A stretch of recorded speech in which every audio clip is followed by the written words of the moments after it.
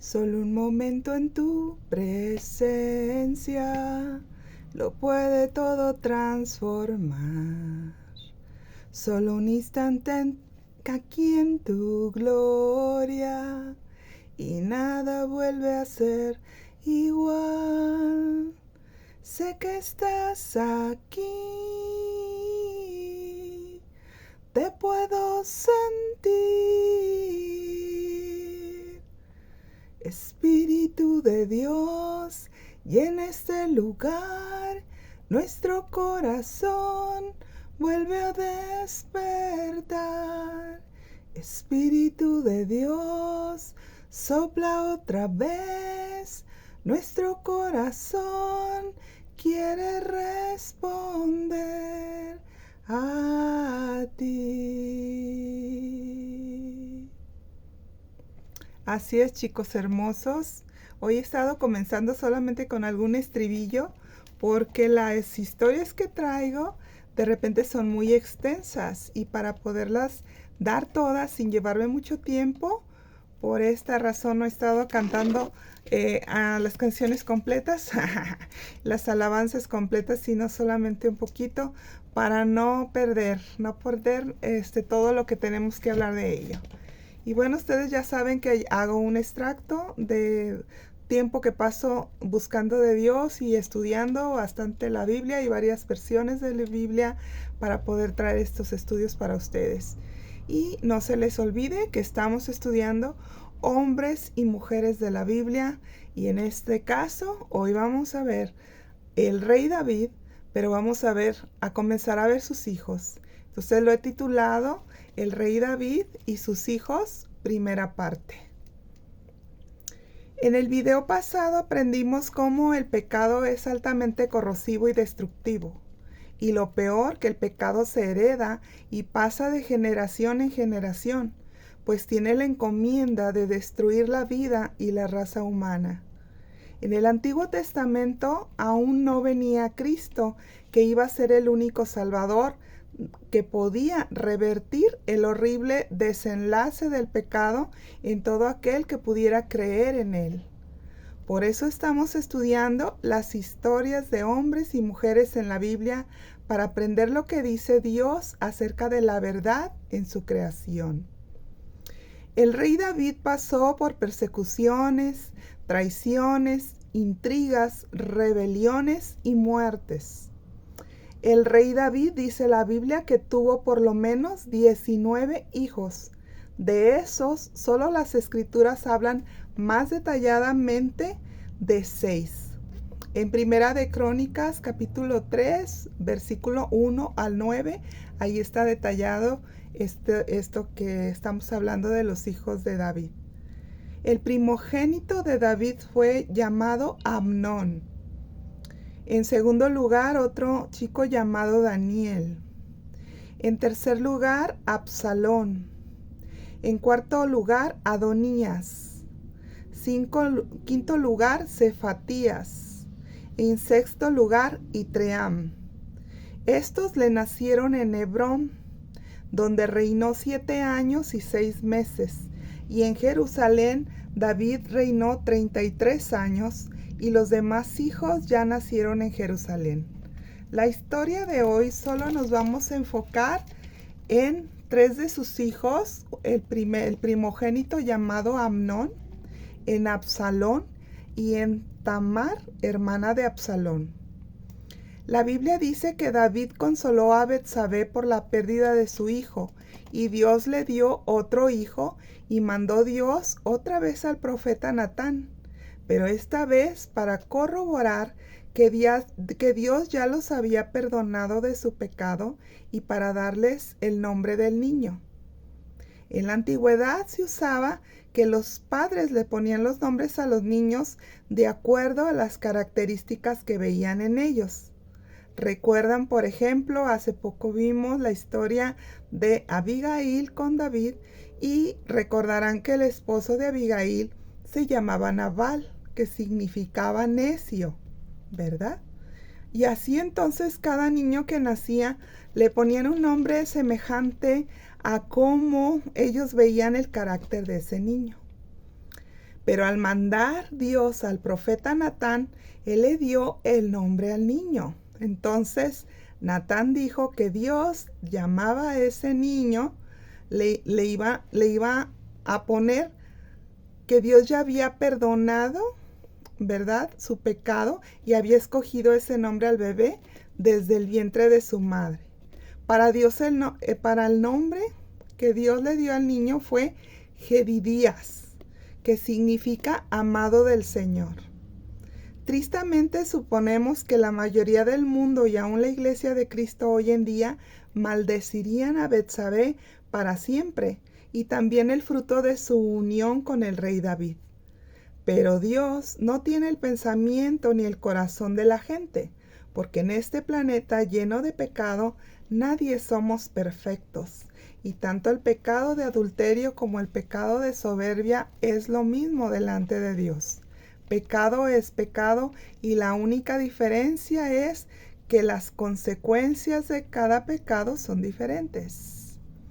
David y Betsabé decidieron poner el nombre de Salomón al niño, ya que su nombre significa pacificador, y esto les recordaría para toda su vida la paz que había entre Dios y ellos por su pecado. Ahora la historia se centra en una chica llamada Tamar, que era hermana de Absalón y media hermana de Amnón, el primogénito de David. Tamar y Absalón fueron hijos de Maca, una princesa de Gesur que fue esposa de David. David tenía alrededor de 53 años cuando vivió una tremenda consecuencia por su pecado de lascivia. Su hijo Amnón había heredado de su padre David el terrible pecado de la lascivia. Las esposas de David tenían cada una su propia casa, y las hijas eran mantenidas en aislamiento estricto. Pero ¿quién iba a sospechar de los príncipes que eran hombres criados en el amor a Dios primero para todo? Y menos sospechar de Amnón, como era el primogénito de la corona del rey. Le era asignado desde su nacimiento ese derecho. En aquel tiempo cuenta la historia que Amnón tenía cerca de 22 años, Absalón 20, Tamar 15 y Salomón 2 añitos. Pero Satanás sopló sobre Amnón y avivó la lascivia que había heredado de su padre David, y comenzó a ver a Tamar, su media hermana, con ojos de lascivia y de codicia.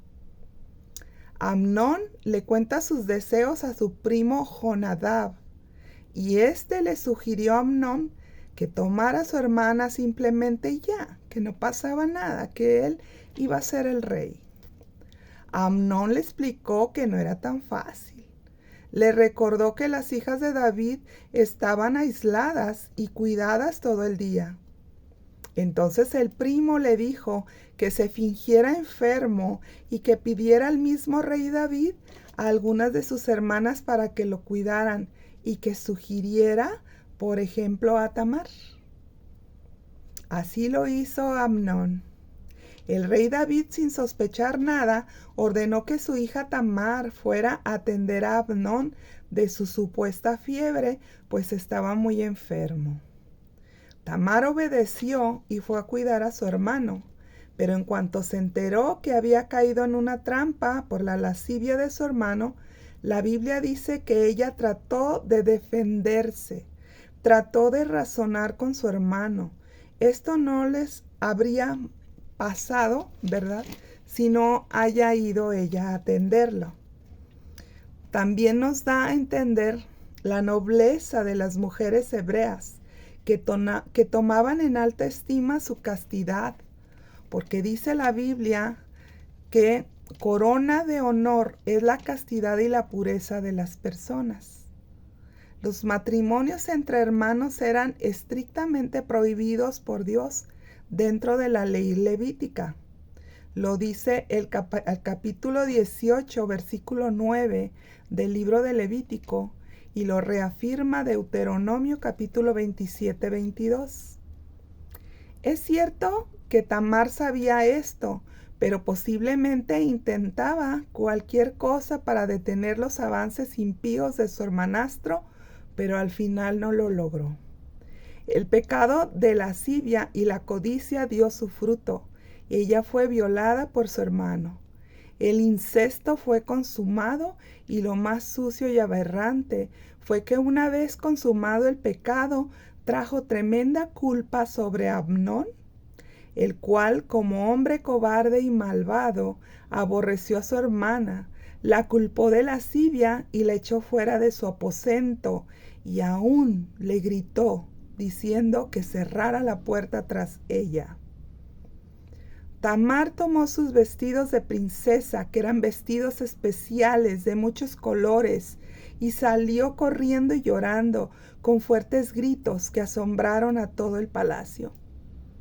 Su hermano Absalón corrió a ver qué le sucedía, y ella se lo contó todo. La Biblia dice que Tamar quedó desconsolada, y ahora Absalón tramaría su venganza. Lo desconcertante de esta historia es que el rey David, al enterarse de todo lo que le sucedió en su palacio, en su casa, dice la Biblia que se enojó muchísimo, pero se quedó pasivo. Ante la desgracia en su familia, el rey no dijo nada. Algunos teólogos comentan que pudo haber sido porque esta violación y la lascivia de su hijo le recordó sus pecados.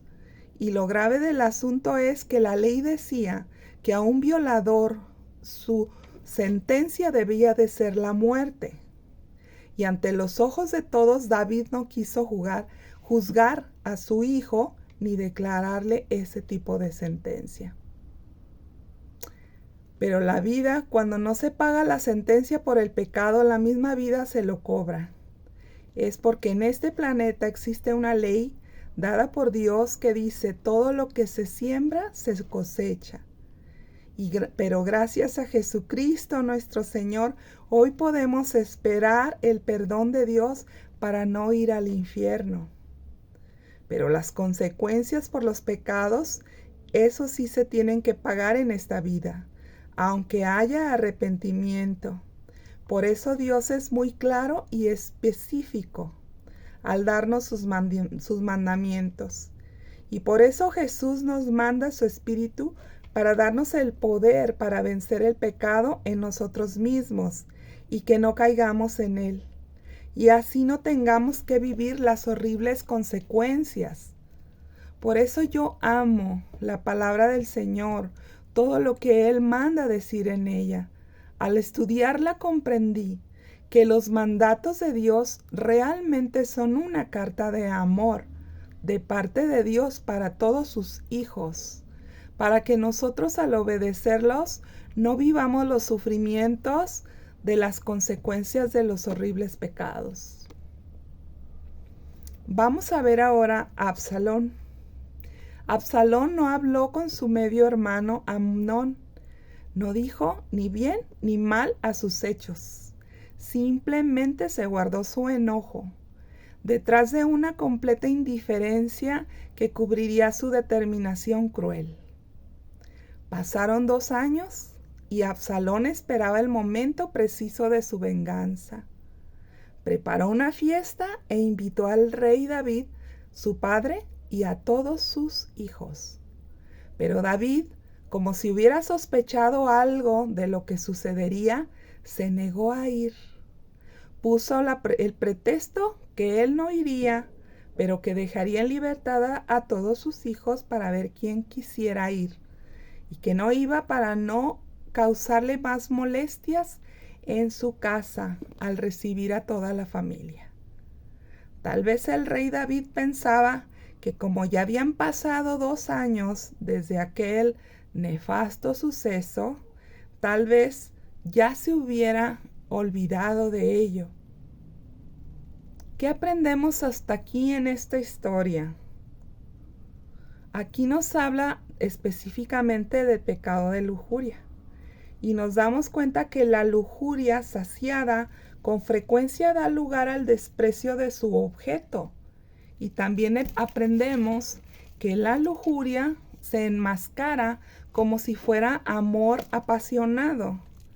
Pero un matrimonio fundado en lujuria da un ambiente de odio en su casa, aborrecimiento, discusiones constantes por cualquier cosa, puesto que los contrayentes al principio parecía que se amaban en su noviazgo, pero si lo único que prevalecía fue el deseo lujurioso, están destinados al fracaso y al divorcio.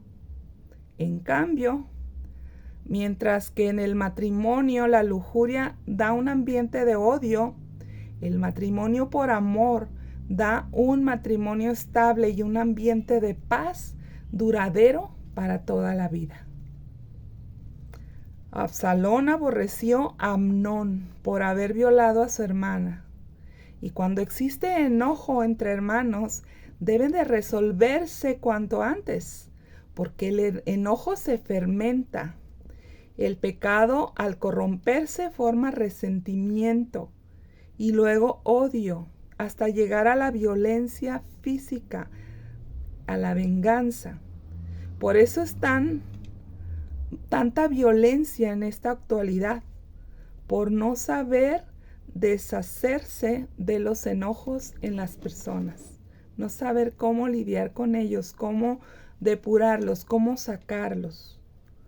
La Biblia nos enseña a resolver cuanto antes nuestros enojos perdonando y trabajando con nuestra mente y emociones. Esto está en Efesios capítulo 4, versículo 26, donde dice que no se ponga el sol sobre su enojo. Eso es lo que nos recomienda Dios. Quiere decir que no nos vayamos nunca a dormir enojados. Que siempre tratemos de platicar con Dios en oración y entregar ese enojo. Decirle al Señor que nos ayude para quitarlo de nuestra mente y de nuestro corazón para que no se anide, para que no se vuelva resentimiento. La cólera de Absalón infectó sus relaciones y lo llevó hasta su propia destrucción. Aunque Amnón hizo horrible maldad, pero la falta de perdón de Absalón hizo 100 veces más terrible que la situación al principio. El aborrecimiento de Absalón contra su medio hermano Amnón se exacerbó y se tornó hacia su padre el rey David. Y ahora ese odio estaba a punto de dividir a toda la nación de Israel entera. La falta de perdón es un problema muy serio porque solo deja devastación a su paso. Ya Absalón no solamente odió a su medio hermano, sino también a su padre David, porque vio que no hizo nada por defender a Tamar, su hermana. Absalón hace una fiesta para sus hermanos y el rey David no quiso ir. Fue como si algo en el corazón de David le avisara que fuera lo que sucedería ahí y que lo que iba a suceder le iba a causar un grande dolor a su corazón. Absalón revela a sus criados lo que iba a hacer y espera hasta que sus hermanastros ya estuvieran bastante tomados por el vino y entonces les dice a sus criados: es el tiempo, mátenlo ahora. Y no teman de hacerlo, pues yo me haré responsable de esta muerte. Aunque la injusticia hecha a Tamar era el motivo principal de la conducta de Absalón, no debemos de olvidar que Amnón era el futuro rey de Israel, por ser el primogénito de David, y su muerte al siguiente que beneficiaba precisamente era a Absalón, por lo que él era el único que se interponía entre la corona y la cabeza de Amnón. Absalón nunca se arrepintió de su pecado. De hecho, sus palabras y acciones posteriores demostraron cuán justificado se sentía por el asesinato. Recordemos que la ley decía ojo por ojo y diente por diente. A David le llega el aviso del asesinato de su hijo Amnón y el rey pensó que todos sus hijos se los habían matado. Pero luego llegó corriendo el sobrino Jonadab y le aclaró el rumor. Le dijo que solo había llegado a los oídos del rey, le avisó que solo Amnón había muerto por órdenes de su hijo Absalón y sus demás hijos habían salido ilesos, pero que Absalón se había ido huyendo.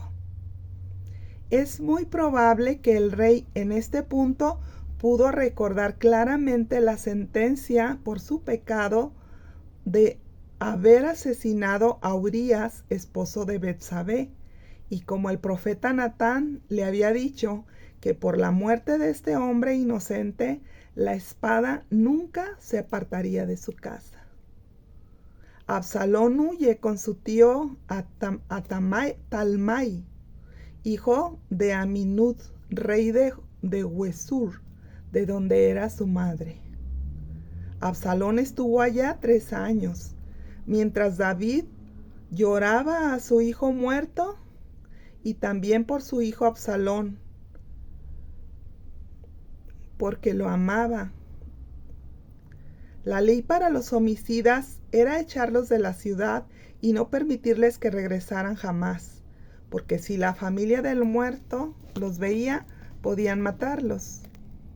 Pero conociendo Joab, que era un consejero de David, que el corazón del rey David ya estaba consolado por la muerte de Amnón y deseaba ver a su hijo Absalón, va Joab a Troa y contrata a una mujer, la cual instruye como actriz para que venga y le cuente una historia semejante a la historia que sucedió con Absalón.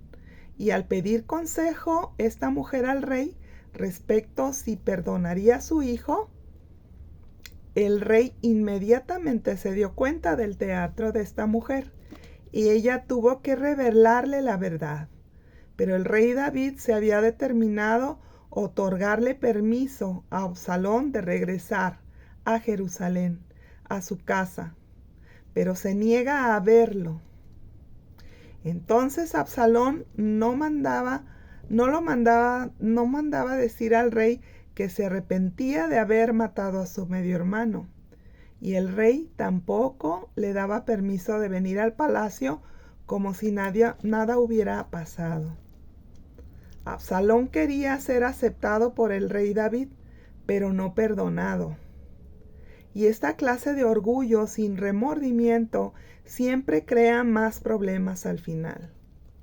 Absalón, al saber que un día él lo quisiera o no su padre el rey David, le iba a tocar ser el nuevo rey de Israel, entonces el pecado de ambición germinó en su corazón y comenzó a verse como el próximo rey de Israel.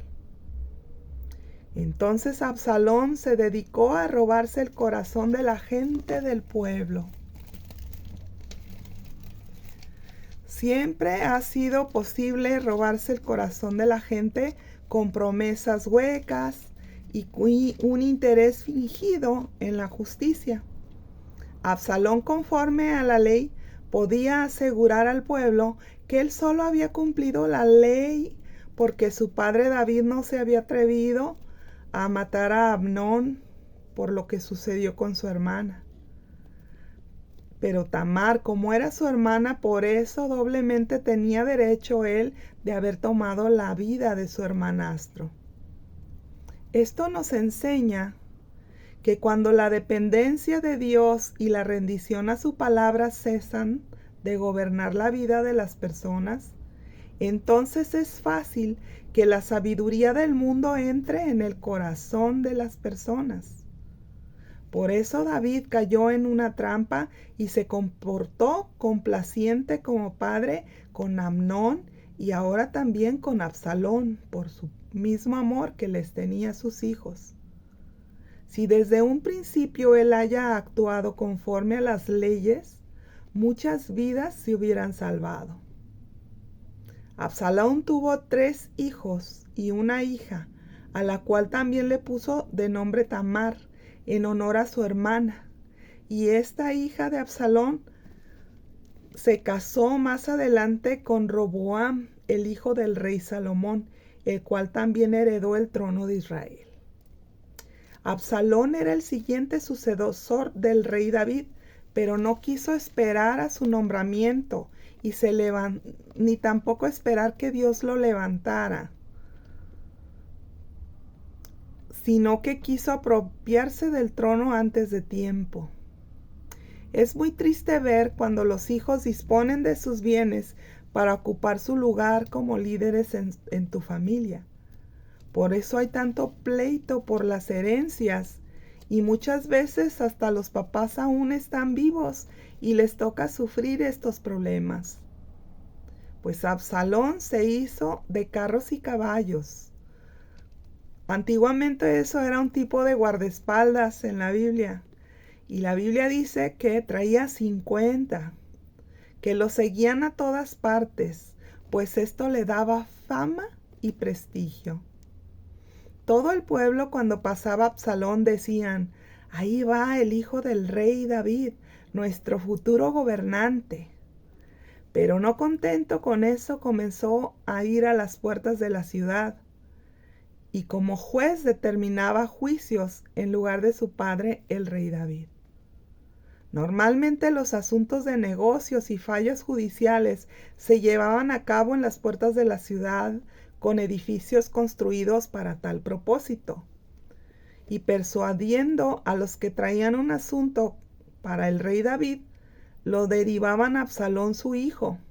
Y Absalón les decía: el rey David tal vez no pueda decidir a favor de ustedes, pero si yo estuviera en el poder del rey, definitivamente les haría tal favor. Con hipocresía como estas, Absalón se fue ganando al pueblo.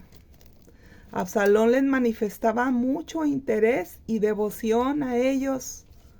Lo mismo aparentaba también delante de David su padre, profesando devoción a Dios. Y David creyó que Absalón, por amor a Dios, estaba dando un servicio al pueblo, sin saber que realmente Absalón estaba haciendo su campaña política. Luego Absalón, además de sus 50 guardaespaldas, se hizo una campaña de paleros. En la ciudad a estos se les comisionó para que cada vez que pasara Absalón con sus guardaespaldas, ellos gritaran: Absalón reina en Hebrón. Y así comenzaron a manipular la mente de las personas. La fama de Absalón creció tanto que muchos comenzaron a ponerse en contra de David. En ese tiempo, el reino de David estaba pasando por su mejor época de prosperidad. David había sido ungido en Hebrón, primero como rey de Judá y luego como rey de Israel. En Hebrón estaban el sepulcro de Abraham, de Isaac y de Jacob, que, como recordarán ustedes, son los patriarcas de nuestra fe en Dios. Por eso Absalón también comenzó su carrera política en Hebrón. Este era el lugar perfecto, era el escenario absoluto para luego dar su fulminante golpe de estado. Lo que no consideró Absalón era a Dios.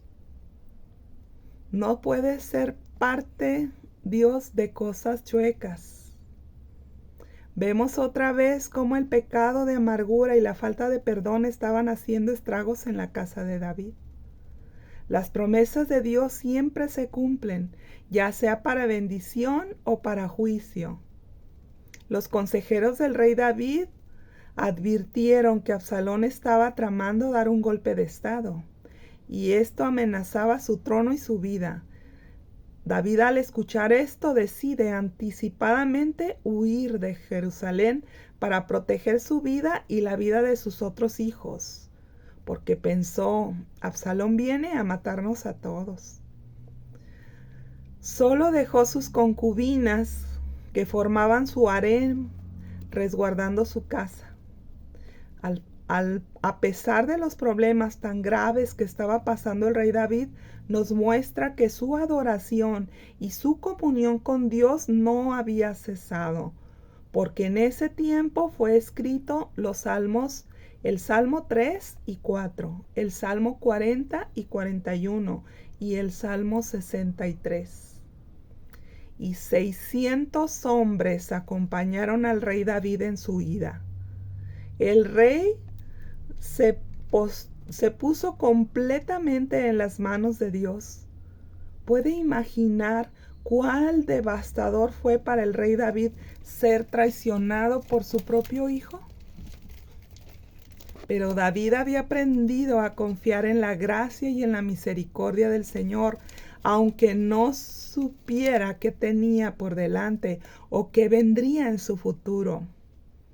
Dios asume toda la responsabilidad en cuanto a nuestras necesidades si le obedecemos. Entonces el sacerdote Sadoc le da la paz a David diciendo: vuélvete a Jerusalén y lleva contigo el arca del pacto. Recordemos que en aquel tiempo el arca del pacto simbolizaba la presencia de Dios. Pero al saber Absalón que su padre David había salido de Jerusalén, ni tardo ni perezoso, vino rapidito para apoderarse del trono, aprovechando que el rey David no estaba. En este punto, toda la ciudad, en lugar de haber estado clamando a Dios por lo que estaba sucediendo, puesto que su rey estaba corriendo peligro, pero aquí se notó la buena campaña política que había hecho Absalón. Las personas no les importó quién estuviera en el trono. Todos querían tomar ventaja de la crisis y todos ambicionaban una ganancia personal. Unos se hicieron del bando de Absalón y otros del bando de David. Pero el Espíritu Santo en las Escrituras nos deja ver claramente que David para Dios seguía siendo el rey. A pesar de todos sus errores y que Absalón, Dios no lo reconoció para nada, aún con sus campañas políticas, porque las campañas políticas no convencen a Dios, solo a la carne. La Biblia dice que Dios es el que pone y quita reyes en esta tierra. Así que quien esté es porque Dios así lo permitió, aunque Él no lo haya escogido, porque hay gente que se levanta sola, solamente por sus campañas políticas. La gente pensaba que Absalón, al haber enfrentado a su padre, se iba a quedar con el trono y las traiciones ya se estaban dando por todas partes. Absalón pidió consejo para que se quedara la corona sobre su cabeza, y entonces le aconsejaron algo aborrecible. Ya que David no estaba, que estaba fuera del palacio, le aconsejaron que especialmente tomara las concubinas de su padre y se acostara con ellas. Aunque este pecado otra vez pareciera de incesto, y es sumamente aborrecible para su padre David, porque lo deshonraba directamente. Pero en aquel tiempo no se consideraba incesto, porque estaba permitido que el nuevo rey, que tuviera la corona, tenía derecho legal de heredar el harem del anterior rey. Recordemos que un harem era como tener esclavas para el placer del rey. Y Satanás se soltó con todo sobre David, pues su gabinete gubernamental de David se fue haciéndole del lado de Absalón, el rey joven. Pero la Biblia habla de un hombre llamado Usai que le fue leal al rey David y le ayudó dándole unos consejos a Absalón, y sin que se diera cuenta avisó al rey que huyera porque su hijo estaba dispuesto a matarlo si fuese necesario. Absalón salió persiguiendo a David, pero todos los que huyeron y traicionaron a David en su rebelión junto con Absalón después lo lamentaron. Cuando Dios levanta a un hombre, se dice que éste está ungido. Y la Biblia dice, no toquéis a mis ungidos. Pero también es verdad que en esta vida el pecado puede arrastrar hasta los más grandes ungidos a muchos desastres por descuidos de santidad, como lo vimos en el rey David. Afortunadamente, David, al conocer a Dios personalmente y al tener un corazón siempre para poner a Dios en primer lugar, lo volvía a la cordura, precisamente con la ayuda de Dios. Absalón es derrotado en su intento de derrocar a su padre. Imaginemos la escena. Absalón salió con 50 hombres de guardaespaldas y eran sus guerreros, aunque luego se le habían unido más al tomar el palacio de su padre. Pero David salió con 600 hombres de batalla, 600 valientes hombres de guerra que peleaban con los filisteos para defender a Jerusalén. Y entre ellos estaban los valientes de David. Absalón no tenía oportunidad de ganar. Por un lado, porque Dios no estaba con él, estaba con David. Y también porque David no quería matar a su propio hijo. Pero ahí entró la justicia de Dios. Por no querer detener a su hijo, David expuso a mucha gente. Y dice la Biblia que murieron en ese día más de 20,000 hombres. La rebelión contra los que pertenecen a Dios es rebelión contra Dios mismo. Por eso es mejor dejar todos los asuntos de venganza en las manos de Dios. La Biblia dice, mía es la venganza, yo daré el pago. Y más si esas personas son ungidos de Dios. Nosotros debemos de dejar a los siervos del Señor en sus manos, porque nosotros no debemos levantar la mano contra un ungido. Desgraciadamente, Absalón no regresó vivo de esa persecución contra su padre. Es muy triste levantarse en contra de sus padres físicos o sus padres espirituales. Es mejor encomendar la causa a Dios y que Él haga justicia. Absalón murió colgado de su hermosa cabellera, enredada en el ramaje de un árbol y con 3 dardos de flecha en el corazón. Absalón lo enterraron y pusieron un montón de piedras sobre su tumba, marcado como el intento y fin de la ambición de un hombre por el poder. Conclusión. ¿Cuál sería el pecado de David en comparación al pecado de Absalón? Respuesta. Todo pecado se atrae a los ojos de Dios y es en realidad dirigido contra Él. La diferencia fue que el pecado de David fue un pecado de pasión y el asesinato de Urías fue un intento de cubrir el pecado de adulterio. Pero el pecado de Absalón tenía su fuente no en su pasión como el de su padre, sino en Satanás mismo, porque armó una rebelión contra su padre de la misma manera que el diablo se rebeló contra Dios. Por eso el pecado de Absalón fue más atroz que el pecado de David, y por eso David no perdió la comunión con Dios. Pero el pecado de rebelión va directamente a hacer contra Dios, y el pecado de adulterio va directamente a la carne. Esa es la diferencia.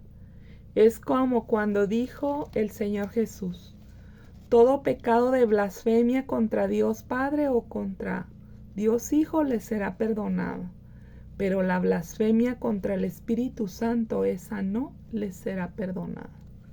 Es un mandamiento del Señor Jesús. Oremos. Bien has hecho con tu siervo, oh Jehová, conforme a tu palabra. Y nos has dicho, he aquí yo estoy contigo y te guardaré por donde quiera que vayas. Y volveré a traerte a esta tierra, porque no te dejaré hasta que hayas hecho todo lo que te he dicho. Gracias, Señor, porque hasta los cielos llega tu misericordia y tu fidelidad alcanza hasta las nubes. No tenemos ni idea de la trascendencia al obedecer tu palabra.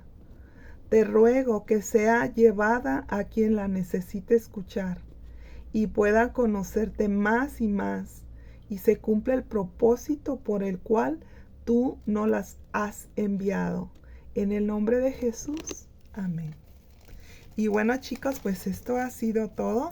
Recuerden que esta historia es la primera parte de los hijos de David. En la próxima historia que veamos van a ser la continuación. Va a ser la segunda parte de los hijos de David. Y bueno, no me puedo despedir sin antes darle la oportunidad a alguna persona que nunca le ha entregado la vida a Jesucristo nuestro Señor. Estos videos los hago precisamente por esa razón, porque Dios nos ha dado mandamiento de dar su palabra a todo el mundo para que su evangelio lo conozca toda la gente y también conozcan a Dios a través de su palabra. Pero sobre todo el mandamiento del Señor quiere que ninguno se pierda, más bien se arrepienta de su mala manera de proceder en la vida y le entreguen su vida. Que le entreguen la vida a Jesucristo nuestro Señor, que es el Salvador de toda la humanidad. Si tú esta noche sientes en tu corazón, o este día, no sé a qué horas me veas, pero si sientes en tu corazón querer entregarle la vida a Jesús, por favor, haz esta oración conmigo. Repite conmigo y dile: Señor, en este momento te abro mi corazón para que tú entres. Por favor, perdona mis pecados y dame la vida eterna contigo. Creo que al rendir mi corazón a Jesucristo tu Hijo, yo nazco de nuevo y tengo la oportunidad de ser una nueva persona. Y que el día que yo muera, iré a vivir contigo, porque así dice tu evangelio. Que si creyere con mi corazón y lo confesare con mi boca, tú me salvarías. Señor, yo creo, y de hoy en adelante soy tu hija o tu hijo, en el nombre de Jesús. Amén. Muchas gracias a todos por haber visto este video completo. Y bueno, que Dios los bendiga. Y si Dios quiere, les hablo en el siguiente video. Hasta luego.